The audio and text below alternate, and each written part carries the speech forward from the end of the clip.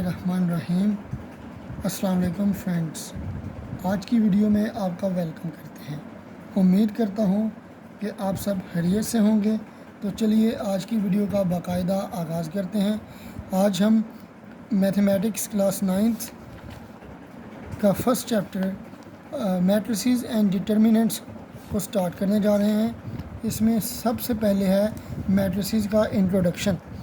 Matrices जो हैं basically इसका सबसे पहला जो आइडिया था वो आर्थर कैले ने दिया था, जो कि इंग्लैंड का यानी कि इंग्लिश मैथमेटिशियन था, जिसने 19वीं सदी में इसका तस्वर पेश किया था, जो कि उसने थ्योरी ऑफ मैट्रिसेस में इसका तस्वर दिया था 1858 में, 1858 में। तो मैट्रिक्स क्या है? मैट्रिक्स की डेफिनेशन में a rectangular array or a formation or of a collection of real numbers, say 0, 1, 2, 3, 4 and 7, such as 1, 3, 4, 7, 2, 0 and then enclosed by brackets is said to form a matrix। असल में होता क्या है कि ये रियल नंबर्स की collection है, और रियल नंबर को की कलेक्शन लेके आपने उसको स्क्वायर ब्रैकेट्स के अंदर क्लोज कर देना है, तो उसको कहते हैं मैट्रिक्स। रियल नंबर लेकर आपने उसको स्क्वायर ब्रैकेट्स के अंदर एनक्लोज कर देना है, बंद कर देना है, तो उससे जो चीज़ फॉर्म होगी वो होगा मैट्रिक्स। ठीक है, जैसा कि ये बताया गया है कि इसमें उसने रियल नंबर्स लिखे हैं और उनको ब्रैकेट्स के साथ बंद कर दिया है। और इसमें आप कोई भी दूसरी ब्रैकेट यूज़ नहीं कर सकते, करली ब्रैकेट नहीं यूज़ कर सकते, स्मॉल ब्रैकेट्स नहीं यूज़ कर सकते, इसमें स्क्वायर ब्रैकेट्स का ही होना लाजमी है। तो इससे अगला टॉपिक है rows and columns of a matrix. अब रोज़ सबसे पहले हम देख लेते हैं रोज़ क्या होती हैं। रोज़ किसी भी मैट्रिक्स के अंदर जो हॉरिजॉन्टल वे में लिखी जाने वाली एंट्रीज़ हैं उनको हम कहते हैं रोज़। तो देख लेते हैं इसको हल करके कि आपको रोज़ का कैसे पता चलेगा। जैसे कि यही हम मैट्रिक्स ले लेते हैं।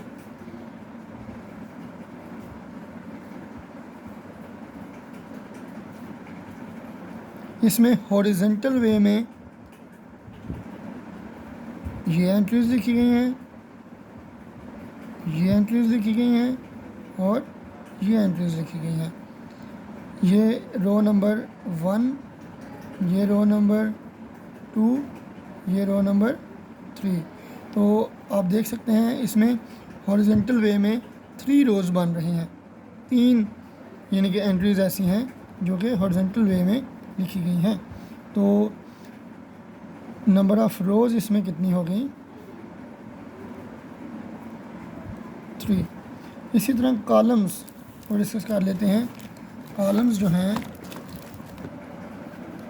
उसके लिए एक मैट्रिक्स दिया गया है, बी मैट्रिक्स। तो ऐसी एंट्रीज़ जो कि वर्टिकल वेज में लिखी गई हैं, तो वर्टिकल वेज में हमारे पास इसको हम देख लेते हैं कितनी एंट्रीज़ लिखी गई हैं। 2, 3, 5, 0, 1, -1, 3, 2, 1। तो आप देखिए ज़रा कि 1, 2, 3, ठीक है, वर्टिकल वे में 3 किस्म की एंट्रीज़ लिखी गई हैं। तो ये हमारे पास कॉलम नंबर 1 हो जाएगा, ये कॉलम नंबर 2 हो जाएगा और ये कॉलम नंबर 3 हो जाएगा। तो इसमें नंबर ऑफ़ कॉलम्स कितने हैं? 3 हैं। इसमें नंबर ऑफ़ कॉलम्स 3 दिए गए हैं। इसी तरह हमारे पास अगली डेफिनेशन आ रही है ऑर्डर ऑफ़ अ मैट्रिक्स। अब ऑर्डर ऑफ़ अ मैट्रिक्स के लिए हमें 2 चीज़ों का पता होना ज़रूरी है। जैसा कि एक मैट्रिक्स हमें उसने दिया है 1, 2, 3, 1, 0, 2। अब इसमें order of a matrix basically होता है रोज़ यानी number of rows by number of columns. तो नंबर ऑफ़ रोज़ फाइंड करना भी मैंने आपको बता दिया है, नंबर ऑफ़ कॉलम्स फाइंड करना भी मैंने आपको बता दिया है। तो इसमें ये हमारे पास 2 वेज़ में एंट्रीज़ जो हैं वो रोज़ में लिखी गई हैं। तो नंबर ऑफ़ रोज़ इसमें कितनी हैं, 2 हैं। इसी तरह नंबर ऑफ़ कॉलम्स को भी हम चेक कर लेते हैं कि वो कितने दिए गए हैं। तो 1, 2 और 3। तो 3 वेज़ में वर्टिकल वेज़ में 3 वर्टिकल वेज़ में हमारे पास एंट्रीज़ लिखी गई हैं इस मैट्रिक्स में।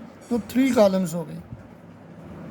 तो इसका जो ऑर्डर होगा, ऑर्डर ऑफ मैट्रिक्स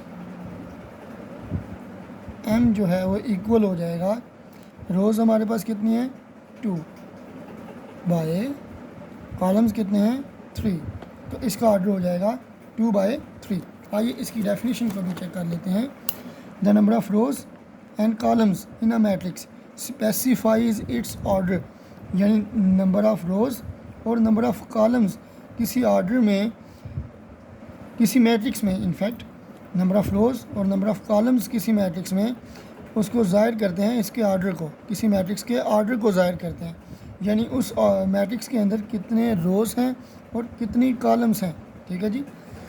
इसी तरह if a matrix M has M rows, अगर किसी मैट्रिक्स के अंदर एम नंबर ऑफ़ रोज़ हों और एन नंबर ऑफ़ कॉलम्स हों, तो उसका जो ऑर्डर होगा वो हमारे पास m/n होगा। तो लास्ट आज की डेफिनेशन है हमारे पास इक्वल मैट्रिसेस के नाम से। इक्वल मैट्रिसेस में मैं आपको बताता चलूँ कि इसमें 2 मैट्रिसेस कम से कम होंगे। 2 मैट्रिसेस होंगे तो उनको हम बता सकते हैं कि ये इक्वल हैं या इक्वल नहीं हैं। तो इसमें दिए हैं एग्ज़ाम्पल के अंदर 1, 3, -4, 2 और 1, 2 + 1, -4, 4 - 2। अब पहले इसको पढ़ लेते हैं। A is said to be equal to B and denoted by A is equal to B। इसको हम डिनोट कर सकते हैं A is equal to B, और इक्वल ये तब होगा अगर इन दोनों मैट्रिसेस के ऑर्डर इक्वल हों। पहली कंडीशन क्या है कि A का ऑर्डर और B का ऑर्डर दोनों इक्वल हो जाए, यानी कि ऑर्डर ऑफ A इक्वल होना चाहिए ऑर्डर ऑफ B के। अब आप डायरेक्ट भी ऑर्डर फाइंड कर सकते हैं, जैसा कि इसका ऑर्डर आपको नज़र आ रहा है।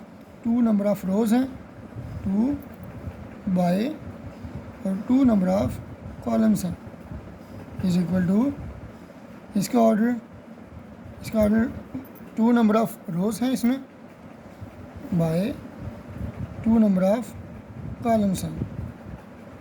तो पहली कंडीशन तो सेटिस्फाई हो गई। अब दूसरी condition, their corresponding entries are equal. Corresponding का मतलब क्या है कि पहली रो में जो एंट्री है, उधर पहली रो में जो एंट्री है वो दोनों इक्वल होनी चाहिए, यानी इधर अगर 1 है तो उधर भी 1 ही होना ज़रूरी है, इधर अगर 3 है तो उधर भी 3 होना लाजमी है। तो अगर आप देखें यहाँ पे 1 और यहाँ पे भी 1 है, यहाँ पे 3 है तो यहाँ पे 2 + 1 भी 3 ही होता है, यानी कि पहली दोनों एंट्रीज़ इक्वल हैं। इसी तरह -4 और -4 ये भी इक्वल हैं, यहाँ पे 2 है और यहाँ पे 4 - 2 ये भी 2 ही होता है, यानी कि इन दोनों मैट्रिसेस में जितनी भी एंट्रीज दी गई हैं वो तमाम एक दूसरे के इक्वल हैं। तो इसका मतलब कि दूसरी कंडीशन भी इसकी सेटिस्फाई हो गई। तो ये दोनों मैट्रिसेस जो हैं ए और बी दोनों इक्वल मैट्रिसेस हैं, तो इसको हम लिख सकते हैं matrix A is equal to matrix B. तो ये था आज का काम। तो मज़ीद वीडियोस देखने के लिए मेरा चैनल सब्सक्राइब कर दीजिएगा और नोटिफिकेशन की घंटी बजा दीजिएगा। अल्लाह हाफ़िज़।